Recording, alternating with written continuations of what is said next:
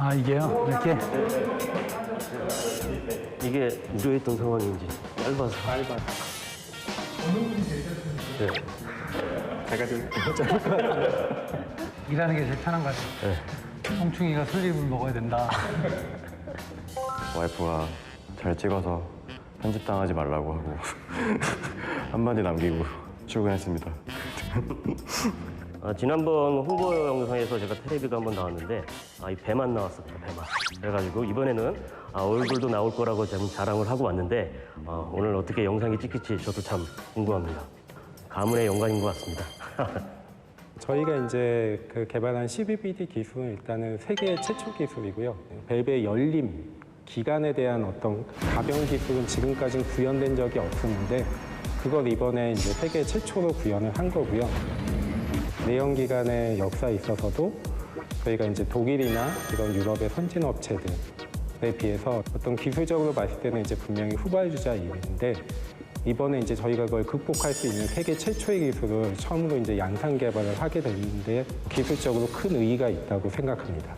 저희가 이제 CVBD 기술을 넣어서 그러니까 넣지 않은 거를 베이스로 해서 그 비교를 했는데요. 연비 같은 경우는 저희가 5%, 그다음에 성능 같은 경우는 4% 정도 개선이 되고요. 배출가스 측면에서는 이제 12% 정도 개선되는 걸 확인했습니다. 운전하는 즐거움. 그래서 이렇게 고속도로나 같았을 때 저희가 이제 시원하게 달릴 수 있는 소비자들의 전반적인 어떤 그 만족도를 높일 수 있도록 개발되었습니다. 1886년에 이제 다임러와 벤츠가 자동차용 내연기관을 개발하면서부터 지금까지 쭉 흘러왔는데요. 초창기의 엔진은 고정템 형태로 해서 계속 개발이 됐었습니다.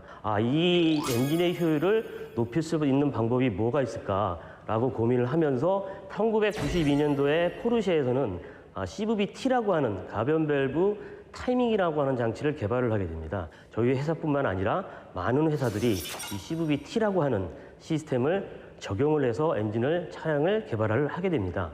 그로부터 한 10년 정도 흐른 2001년도에 BMW에서는 CVL이라고 하는 가변 밸브 리프트라는 장치를 개발을 하게 됩니다. 하지만은 선진 업체들이 쌓아놓은 여러 특허를 피해가면서 이 CVL을 개발한다는 것은 사실 굉장히 어려웠던 일로 기억을 하고 있고요. CVD는 2010년부터 어떠한 계속 CVL과 같은 선상에서 아이디어를 가지고 개발을 진행을 해서 현재까지 2019년인 지금 CVD를 양산을 하게 되었습니다. 저희 CVBD 시스템은 시간, 그러니까 열림 양을 조절할 수 있다는 게 가장 큰 장점이고 예전에 고정이었을 때는 밸브의 열림양을 크게 가져가면 연비는 좋아지는데 성능은 떨어지는, 그리고 밸브를 열림량을 작게 가져가면 성능은 좋아지지만 연비는 나빠지는 이런 형태로 개발이 지금 되어 왔습니다.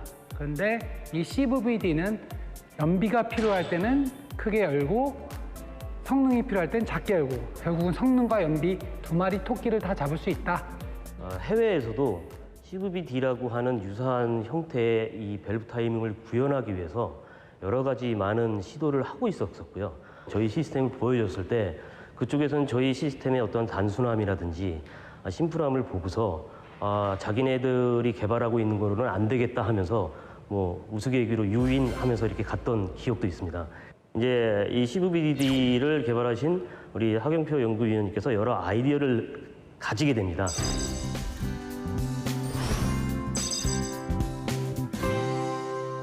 CVL이라는 개념을 BMW와 도요타가 사용을 하고 있었고 뭔가 좀 이제 복잡해서 좀 더 단순화할 수 있지 않을까라는 그런 생각을 하게 됐고 그러다가 CVT라는 개념을 생각을 하게 됐습니다.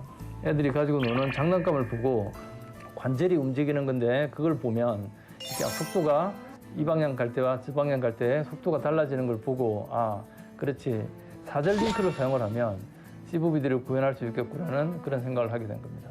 스마트 스트림 1.6 터보 GDI 엔진으로 이 CVBD 시스템이 최초로 탑재되는 양산되는 엔진입니다. 이 부분이 이쪽에 구현되어 있습니다. 이 액추에이터가 작동되면 지금 이 안쪽에 보이는 리프트 하우징이 여기서 볼 때 이 위에 아래 방향으로 이렇게 이동하면서 숏 듀레이션과 롱 듀레이션을 만들어줍니다. 이 단순화된 모델을 통하여 설명드리도록 하겠습니다. 편심을 작용을 해서 롱 듀레이션에 갖다 놓게 되면 일반 캠은 아직 열리지 않았는데 오른쪽에 있는 CVBD 시스템의 밸브는 먼저 열립니다. 그리고 닫힐 때도 일반 캠은 닫혔는데 아직 오른쪽에 있는 CVBD 시스템의 밸브는 열려 있습니다.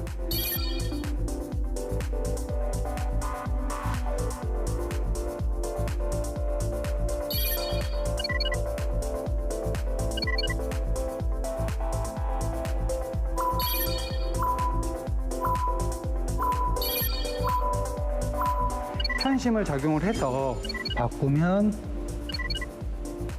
숏 듀레이션 방향으로 보내면 늦게 열리고 빨리 닫히는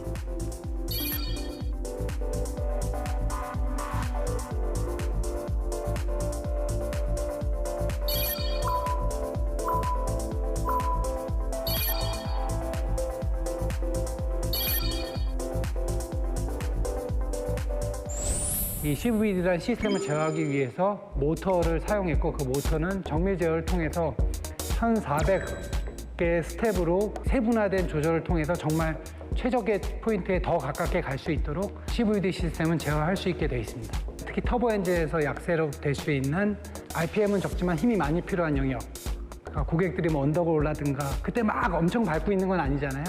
그런 영역에서 저희 시스템이 더 많은 토크를 상대적으로 낼 수 있는 순간순간 힘을 내서 고객이 실제 필요할 때의 응답성이나 이런 측면에서 기존보다 개선된 그 효과를 고객이 느끼실 수 있을 거라고 판단하고 있습니다. 뭐 RPM, 뭐 엑셀을 세게 밟든 작게 밟든 뭐 평지를 가든 언덕길을 가든 이제 여러 운전 조건들이 있는데 그 운전 조건에 이제 딱 맞는 이제 최적점들을 이제 제어할 수 있는 게 이제 CVD 기술이거든요. 그러니까 달리고 싶을 때 잘 나가고 기름은 적게 드니까 돈도 좀 적게 쓰면서 차를 타실 수 있을 것 같습니다.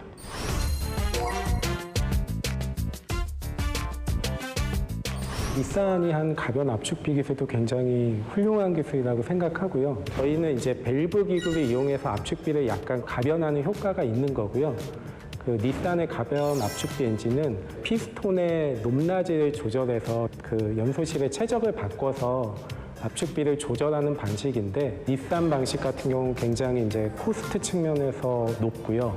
가령 저기에 문제가 생기거나 했을 때는 그걸 통으로 다 바꿔야 되는 형태가 될 수가 있거든요. 가변 메커니즘을 일으키는 그 저희 BLDC 모터인데 그 부분이 고장나면 그 이제 액추에이터만 바꾸면 되고요. 어떤 구성 부품 자체가 저희가 좀 더 부품 수도 적고 그런 비용 측면에서도 적합한 기술이라고 생각합니다.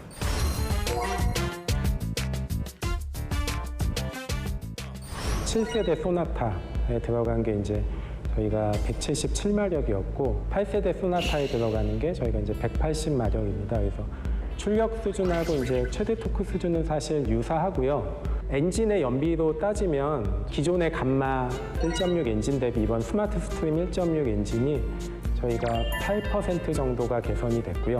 이제 저희가 이제 양산성을 따져서 개발하다 보니까 오랜 시간 동안 계속 돌립니다. 밤새 이 기구가 돌고 있는데 걱정인 거예요. 이번에 새로운 걸 넣었는데 자고 일어났는데 문자가 있으면 여기부터 겁나는 거죠. 이거 또 문제 생긴 거 아니야 혹시 뭐 그러면 딱 봤는데 다른 문자면 막 안도의 한숨을 쉬고 그렇게 가슴 졸이면서 개발하고 개선하면서 지금 이 시점까지 올 수 있었던 것 같습니다. 컴퓨터상에서 이제 가상으로 이제 소음이 최대로 나는 부분이 어딘지 이제 내구성 측면에서 가장 취약한 부분이 어딘지 여러 번 시도를 이렇게 하거든요. 저희는 주로 이제 마우스와 키보드를 많이 쓰기 때문에 손가락이 굉장히 아픕니다. 거북목은 뭐 기본이고요. 근데 이제 실제로 많이 아픈 데는 손가락이거든요. 이승재 책임님은 이제 시험하실 때 기름값이 들잖아요. 저는 전기세만 드니까 전기세가 좀 더 싼 것 같아요. 그죠? 거북목은 어떻게 해요? 거북목은 어떻게 해요? 아, 이게 어떤 지금까지의 가변 밸브 기술을 한 단계 뛰어넘는 기술을 만들 수 있겠구나 이런 생각이 들어서 저는 이제 유레카라고 표현을 하고 싶습니다. 저는 CVBD는 회사에 있어서 내 자식이다. 새로운 생명체를 정말 요람에서부터 성인이 되기까지 쭉 하나하나 다 만져서 다 깨지면 보고 뭐 누군가를 혼내기도 하고 뭐 그러면서 키워온 게 제 자식과 같은 존재가 아닌가 생각하고 있습니다. So it's one down